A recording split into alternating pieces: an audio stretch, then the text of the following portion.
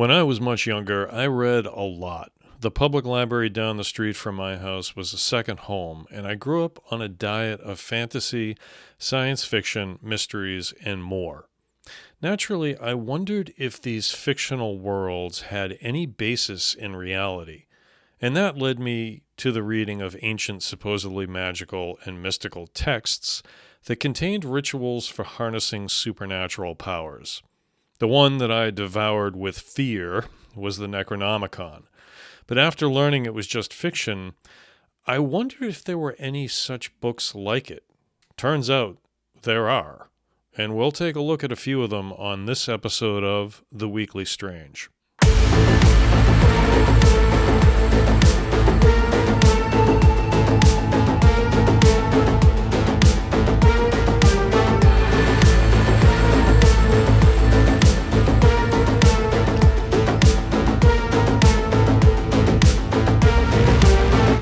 Hello, everyone, and welcome to The Weekly Strange. I'm your host, John F. Murs, author, actor, adventurer. This is episode 25, or 25, depending on which way you're looking at the screen.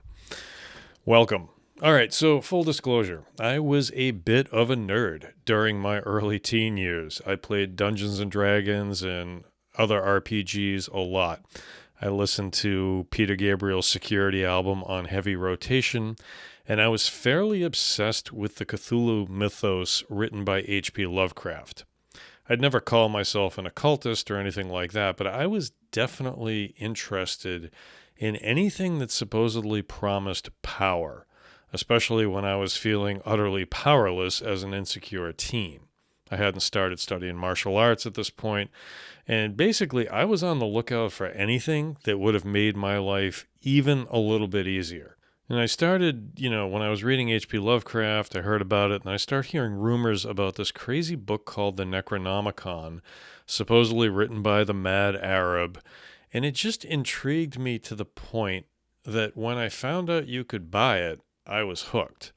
It was only after my buddy up the street and I got copies and started reading it that we figured out it was fiction. But I knew there must be other works that weren't fiction. But what were they, and what did they promise?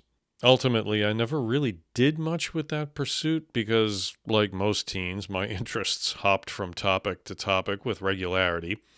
And after seeing the sort of rituals that some of the books asked for in exchange for granting powers, it kind of became apparent that maybe high school wasn't so bad after all. But as I'm writing my latest novel these days, and it involves a bit of a fictional grimoire, I thought it'd be fun for the 25th episode of The Weekly Strange to spotlight a few of the books that I did find, because they are definitely strange.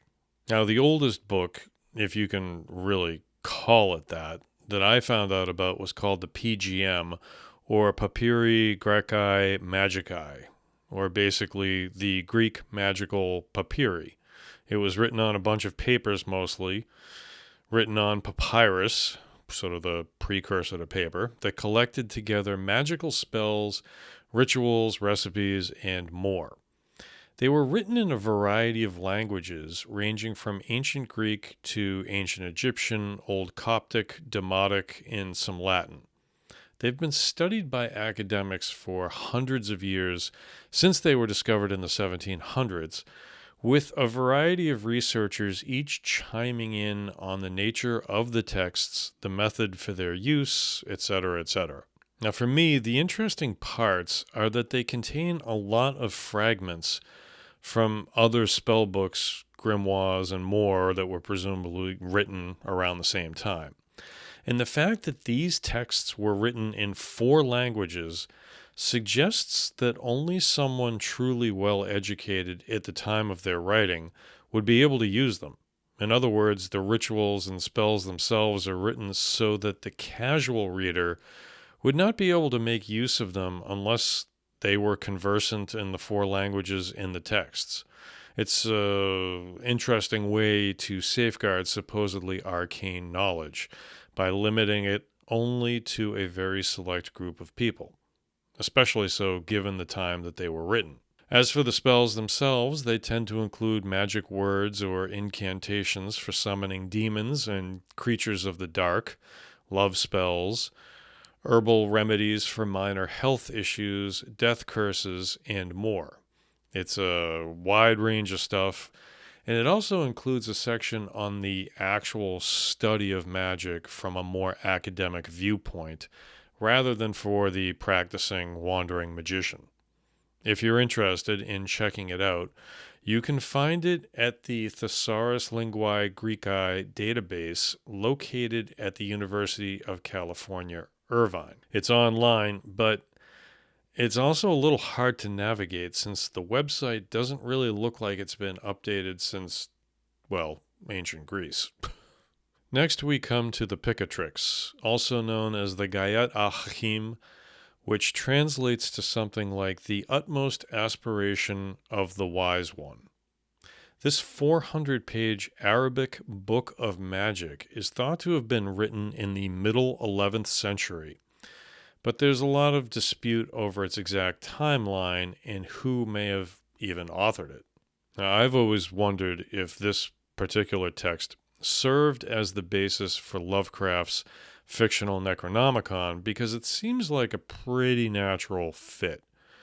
Picatrix combines spells and rituals with topics like astrology, talismans, and more. It was first translated into Spanish in the 13th century and only later into Latin. It was only translated into other languages in the early 20th century, making it quite a recent, so to speak, magical text. Most scholars attribute much of its magical leanings toward the ancient Greeks, noting that the structure of its spells and rituals are Hellenistic in nature. But others note that it appears to have Kabbalistic influences as well. The Picatrix also doesn't shy away from the more grotesque nature of magical incantations. Among the more disturbing rituals within it is one for shape-shifting, which involves mixing a man's semen with the semen of the animal they wish to assume the form of. This is placed in a vessel in excrement for another 3 days, after which time you will apparently have something that resembles the form of the animal you want to assume the shape of. You put that into sesame oil and leave it there for 3 days. Then you grind it up and dab a few drops onto the face of whoever wants to appear like the animal, and it supposedly works. Okay, first off, this is really going to haunt me the next time I use sesame oil in my stir-fry recipe. And second, I can't even imagine how bad that concoction must have smelled.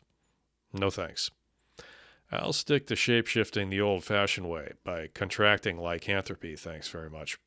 Next up is the Galdebrok from Iceland, which is obviously heavily influenced by Nordic mythology and magic, as it makes extensive use of runes, especially those that are carved by the practitioner into wooden staves and other devices such as bones, trees, etc.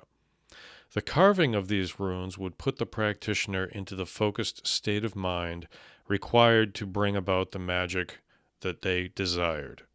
Galdebrok was supposedly written in the 16th century and has 47 spells within its pages, ranging from the more mundane idea of winning a lawsuit to healing a headache.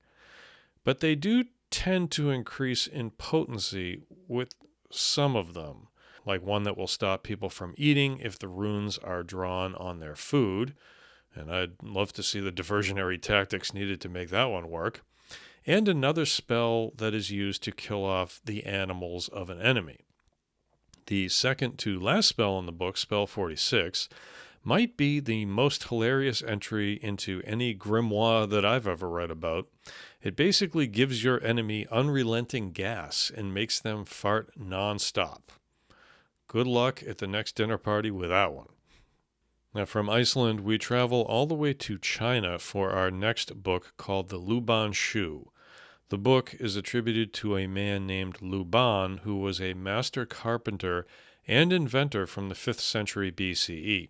His status among Chinese craftsmen was legendary, with numerous inventions of his used in siege and naval warfare. Plus, he supposedly invented a pedal-powered cycle, the saw, and a wooden bird that could stay aloft for 3 days, suggesting that it may have been the forerunner to the kite. But Luban's expertise apparently extended into the supernatural realm as well.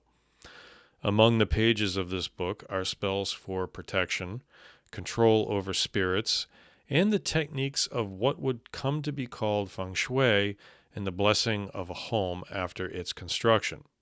There are also techniques for the manufacture of magical talismans and deep explanations into the Chinese animal zodiac and how to interpret and forecast both weather and the stars. There are also darker topics, such as the manner in which a body may be liquefied, and also how to travel through the underworld. It's a fascinating book simply for the added dimension it attributes to an already amazing and legendary figure in Luban, and the fact that while the book is well known within the Chinese occult community, it is not as well known outside of it. And finally, at least for today's episode, we come to one of the more famous grimoire of them all, Clavicula Solomonis, or the Key of Solomon. While attributed to King Solomon, it was actually probably written sometime between the 14th and 15th centuries. While there are many stories of magic being ascribed to King Solomon long before they were gathered into this volume, this compendium is filled with a great many differing varieties of magic from several traditions, not just the Jewish faith. In fact, some of them might actually predate Judaism, hearkening back to pre-Babylonian and perhaps pre-Sumerian times. Several versions of the book exist, and it's hard to know which came first, even as researchers attempt to date each manuscript that they came across.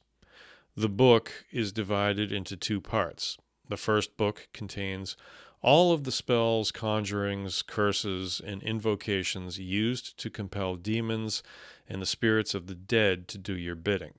There are also spells for more mundane matters like finding love, turning yourself invisible, and how to gain influence with others. The second book describes the methods the magician must undertake in order to purify themselves before attempting any of the techniques from the first book. The manner of dress, bathing, the tools you need, and the manner in which animals must be sacrificed are all discussed at length and in detail. According to the legend surrounding how the book came to be, Solomon wrote the book for his son and ordered that the book be buried with him in his tomb upon his death. Years later, the book would be discovered by a group of scholars repairing Solomon's tomb, but they were unable to decipher it until they prayed. Now, I can't mention the Key of Solomon without also mentioning the Lesser Key of Solomon, or also known as the Little Key of Solomon. This grimoire was anonymously authored and seems to pull together from a variety of other texts that were written before it, including another famous grimoire, Pseudo-Monarchia Daemonim, the false monarchy of demons. Little Key, or Lesser Key, as it is also known, is comprised of 5 books that detail, for example, the names of 72 demons, rituals, methods of astrology, methods of using wax tablets to perform scrying, and techniques by which the magician can improve themselves and their station in life with better memory, eloquence, and more. So that 5th book is like basically an early version of Prevagen without the jellyfish. So if, as the hazy, hot, very hot, days of summer finally start their inevitable crawl to a close, you feel the stirrings of curiosity about old magical texts, then perhaps you'll want to see if your local library has any of these classics on hand. If nothing else, they offer historical insight into the day-to-day ailments plaguing people at the time of their writing, and what folks were interested in gaining power over. Not that anything has really changed that much since then. And the thing about these books is they tend to exist in nearly every culture around the world in one form or another. Humans have, after all, always been obsessed with gaining power, even if the methods by which they do so might require a dip into the darkness. Happy reading, fellow strangers. Okay, that is going to do it for this episode 25 of The Weekly Strange. If you enjoyed the show, I'd really appreciate it if you subscribe to the channel, like the video, and turn on the notification bell so you don't miss any of my new uploads. And don't forget to check out the new membership perks for folks who join and support the channel. I'll also be launching a Patreon page very soon, probably today or tomorrow. In case you'd rather do a membership out there, you'll get early access to videos, ad-free videos, that sort of thing. But for now, thank you very much for watching and listening. I will see you on the next episode of The Weekly Strange. Good night.